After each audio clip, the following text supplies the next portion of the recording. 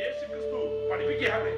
ആ ദൈവം നമ്മുടെ ജീവിതത്തിൽ ഇവിടെ വെച്ച് നമ്മെ സഹായിക്കുന്നവൻ മാത്രമല്ല, നമുക്ക് വേണ്ടി വലിയ റിവാർഡ്സ് നൽകുന്നവനാണ്, പ്രതിഫലം നൽകുന്നവനാണ്. അത് എവിടെ പഠിപ്പിച്ചേ? യേശുക്രിസ്തു മത്തായിയുടെ സുവിശേഷത്തിൽ ഗിരിപ്രഭാഷണത്തിൽ പറയുകയാണ്, 6-ാം അധ്യായത്തിൽ 1 മുതൽ 6 വരെയുള്ള വാക്യങ്ങളിൽ പറയുന്നത്, നിങ്ങൾ പ്രാർത്ഥിക്കുമ്പോൾ, നിങ്ങൾ കൊടുക്കുമ്പോൾ നിങ്ങൾ എന്തോ ചെയ്യണം? നിങ്ങൾക്ക് ഈ പിതാവിൽ നിന്ന് പ്രതിഫലം കിട്ടത്തക്ക രീതിയിലുള്ള പ്രവൃത്തിയായിരിക്കണം. അല്ലെങ്കിൽ നിങ്ങൾക്ക് എന്ത് സംഭവിക്കും?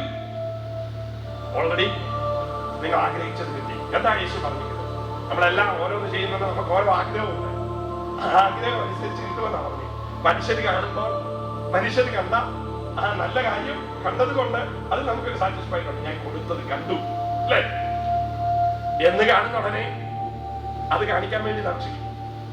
ഇന്ന് ഈ പേപ്പറുകളിലൊക്കെ പരസ്യം വരുമ്പോൾ എനിക്ക് ഭയങ്കര ലജ്ജതും എന്താ, ഒരു ദിവസം ഉപസിച്ചു, അത് പരസ്യമാണ്. 2 ദിവസം ഉപവാസ പ്രാർത്ഥന, അത് പരസ്യമാണ്. ഒരു കൊച്ചിനെ 500 രൂപ കൊടുത്തു, എന്തിനെ? Study scholarship.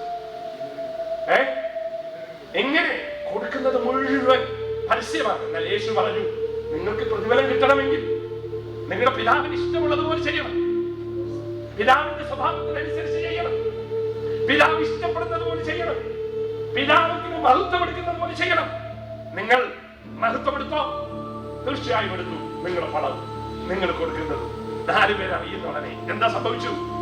നിങ്ങൾ മഹത്വം എടുത്തു. അപ്പോൾ നമ്മുടെ ദൈവം ആരാണ്?